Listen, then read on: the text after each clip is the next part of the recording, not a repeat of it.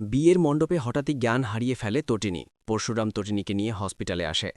তারপরে ডক্টর যা বলেন সেটা শুনে তটিনীর পরিবারের সবাই অবাক হয়ে যায়।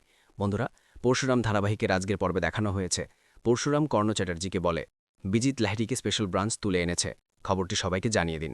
আর হ্যাঁ, এর বেশি কিছু জানাতে যাবেন না, তবে আপনার ছেলে কাবির আর জীবিত থাকবে না। কাবিরকে শেষ করে দেব। কথাটা শুনেই কর্ণ চ্যাটার্জি বলে, এই তুমি কি আমাকে ভয় দেখাচ্ছ?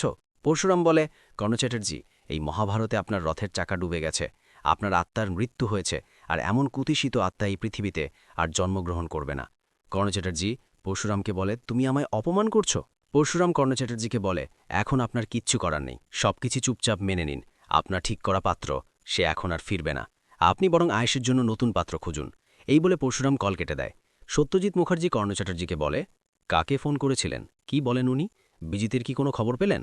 কর্ণ চ্যাটার্জি বলে, হ্যাঁ, খবর পেয়েছি। বিজিত লাহিড়ীকে স্পেশাল ব্রাঞ্চ তুলে নিয়ে গেছে। যেটা শুনে আয়েশুসহ পরিবারের সবাই অবাক হয়ে যায়। এদিকে দেখানো হয় লাট্টু পিকু খুবই হতাশ। বিয়েটা ক্যান্সেল হয়ে গেল। পিকু বলে, হিম বর পালিয়ে গেছে রে ভাই। লাট্টু বলে, না রে দি ভাই, বর পালায়নি, বরকে কারা যেন তুলে নিয়ে গেছে। তার মানে আজ রাতে ডিনারটাও খাওয়া হবে না। ইস, কত ভালো ভালো রান্না হয়েছে। আমি ভেবেছিলাম ফ্রাইড রাইস আর সেই সাথে মাটন খাবো। পিকু বলে, আমিও ভেবেছিলাম। ওই তো ভেটকি ফিশ আছে না, তার কি যেন একটা তুড়ি নাকি বলে। লাট্টু বলে, ওটাকে পাতুড়ি বলে। ভেটকি মাছের পাতুড়ি। পিকু বলে, হ্যাঁ, আমি ঠিক করছিলাম সেটা খাবো, কিন্তু কিচ্ছু হলো না। তখনই লাট্টু বলে, আমরা ছোটরা যখন একটু বিরক্ত করি বা কোনো দুষ্টুমি করি, বড়রা খুব বকাঝকা করে। আর বড়রা যখন রাগ করে, তারা যখন ঝগড়া করে, মারামারি করে, তখন তো তাদের কেউ বকে না। বড়দের যদি একটা টিচার থাকতো, খুব ভালো হতো। তখনই সেখানে আসে নন্দিনী। নন্দিনী এসে বলে, তোমরা একেবারে ঠিক বলেছ।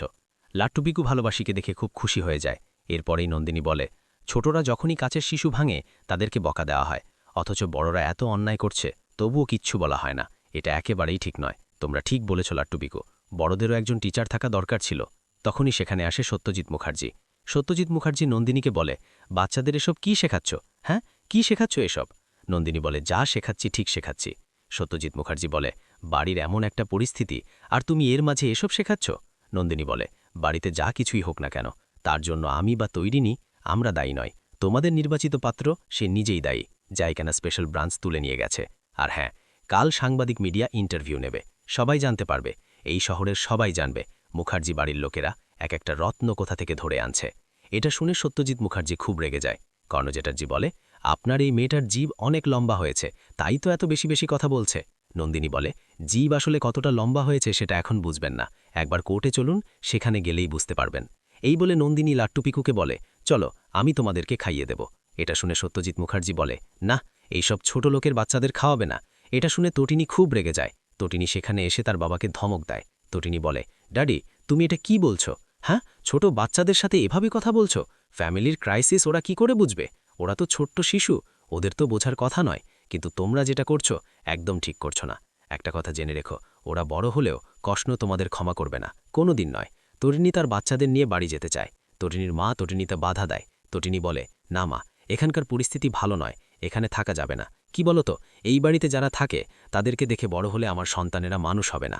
তার থেকে বরং ওই বাড়িতে যে মানুষটা থাকে, যে কিনা ন্যায় অন্যায়ের ভেদাভেদ বোঝে, যে কিনা নীতি মেনে চলে, যার কিছু নিয়ম আছে, সেই লোকটার কাছে থাকলে আমার সন্তানেরা মানুষ হবে, মানুষের মতো মানুষ হবে। তটিনী বাচ্চাদের নিয়ে চলে যেতে চাইলে হঠাৎ করে তটিনীর মাথা ঘুরে যায়। তটিনীর কোমরে ব্যথা অনুভব হয়। তটিনী ওখানেই জ্ঞান হারিয়ে ফেলে। উপস্থিত সবাই বেশ চিন্তিত হয়ে পড়ে। তটিনীর মা, লাট্টু পিকো, নন্দিনী সবাই কাঁদতে থাকে। তটিনীর মা তখন ফোন নেয়, শিবপ্রসাদকে কল করে। শিবপ্রসাদ ওরফে পরশুরাম তখন বিজিত লাহিড়ীকে ধোলাই দিচ্ছিল। সেই সময় তটিনীর মায়ের কল পেয়ে শিবপ্রসাদ বলে, কি হয়েছে মা? তটিনীর মা জানায় তটিনী জ্ঞান হারিয়ে ফেলেছে, কথা বলছে না। শিবপ্রসাদ বলে, আমি এক্ষুনি আসছি। এই বলে কল কেটে দেয়। শিবপ্রসাদ তার বসকে বলে, স্যার, তটিনী জ্ঞান হারিয়ে ফেলেছে, আমাকে এক্ষুনি যেতে হবে। বস বলে, আমার মনে হয় তুমি ঠিকই ধরেছিলে। শিবপ্রসাদ বলে, মানে?